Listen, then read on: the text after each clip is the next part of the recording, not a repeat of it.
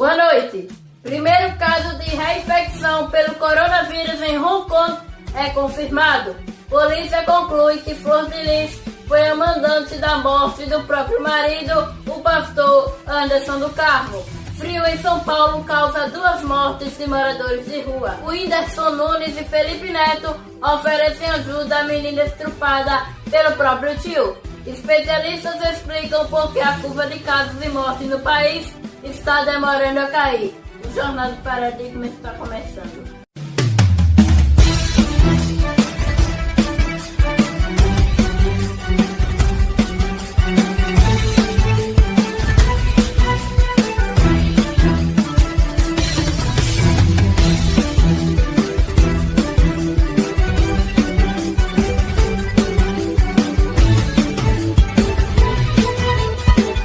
O primeiro caso de reinfecção pelo coronavírus é confirmado, anunciam cientistas em Hong Kong. O OMS diz que é possível. Daisy Mendes tem as informações sobre esse caso. Boa noite, Daisy.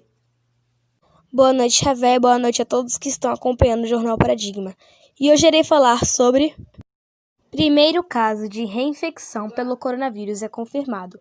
Anunciam cientistas em Hong Kong. OMS diz que é possível. Os cientistas em Hong Kong anunciaram nesta segunda-feira, dia 24, a confirmação do primeiro caso no mundo de reinfecção pelo novo coronavírus SARS-CoV-2. A pesquisa dos resultados foi aceita para publicação no Clinical Infectious Diseases, da editora da Universidade de Oxford, no Reino Unido.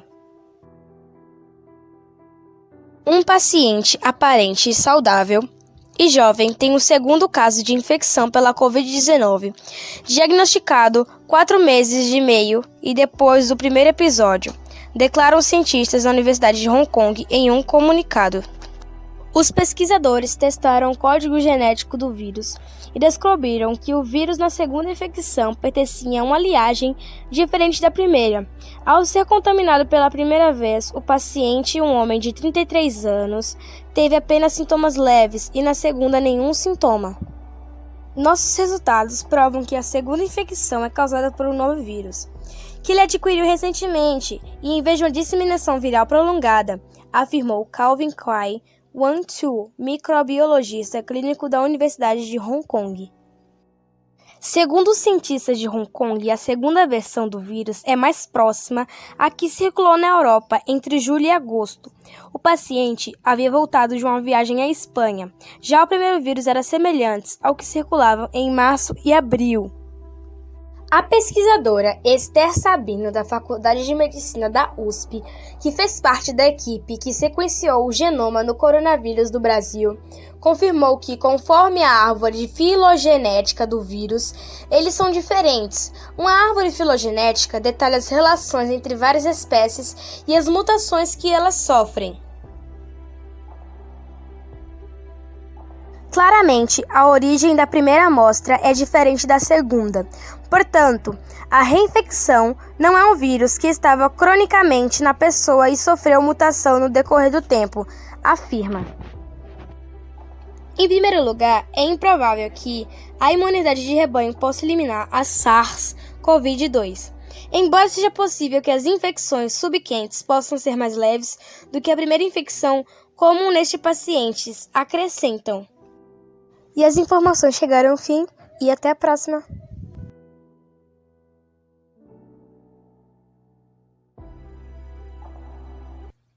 Obrigado, Daisy. E você, quer comprar uma rifa do nosso jornal para concorrer ao lindo fone de ouvido sem fio, esse que está na tela? Então entre em contato no nosso direct no Instagram, TV News Oficial. E iremos ver a disponibilidade dos nossos vendedores para comprar. Entre em contato agora. Atenção a esse caso aqui.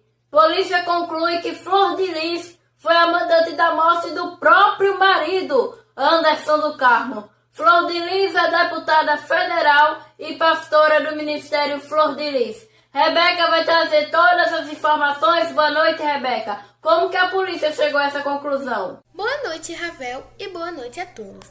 O inquérito da Polícia Civil, que investiga o assassinato do pastor Anderson do Carmo, concluiu que a mandante do crime foi a esposa dele, a deputada federal Flor Delis. De acordo com o delegado Alan Duarte, titular da Delegacia de Homicídios de Niterói, São Gonçalo, Itaboraí e Maricá, no estado do Rio de Janeiro, na primeira fase da investigação foi identificado como executor o filho biológico da deputada, Flávio dos Santos Rodrigues.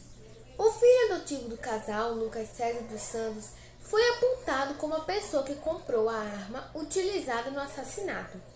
Na segunda fase da apuração, ainda segundo o delegado, novas provas e ações de inteligência constataram que Flor Delis foi a mandante do homicídio. A investigação aponta como motivação principal a disputa de poder entre o casal e a emancipação financeira dela.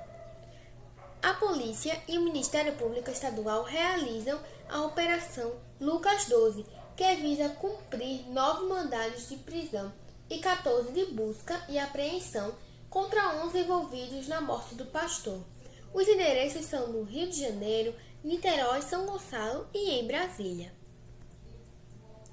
Obrigado, Rebeca. E lembrando que a deputada estava em casa no momento em que a polícia foi prender alguns filhos adotivos que está envolvido na morte do pastor Anderson do Carmo. E que a deputada federal não pôde ser presa porque ela tem autoridade parlamentar. A justiça do nosso Brasil é muito injusta. A mulher assassina e não pode ser presa porque tem autoridade parlamentar. Quer dizer que ela foi a mandante do crime e ainda não pode ser presa. E já está comprovado que ela colocou veneno 4 vezes para matar ele. Tudo por poder e dinheiro. Mas não valeu a pena, porque a cara dela está estampada em todos os jornais como uma assassina. Moradores de ruas sentiram a chegada do frio e relatam mortes de vizinho em São Paulo. A onda de frio que atingiu São Paulo causou a morte de moradores de rua. Diante da expectativa de mais uma noite fria, a reportagem do UOL foi às ruas na noite de ontem e ouvir relatos de pessoas que conheciam as vítimas e como elas têm enfrentado a situação. Por volta das 18 horas, quando os termômetros de rua registravam 17 graus, começou a distribuição de comida no Lago São Francisco, no centro de São Paulo. As pessoas também recebiam cobertores e kits de higiene, como máscara, sabonete e álcool em gel para a prevenção da Covid-19.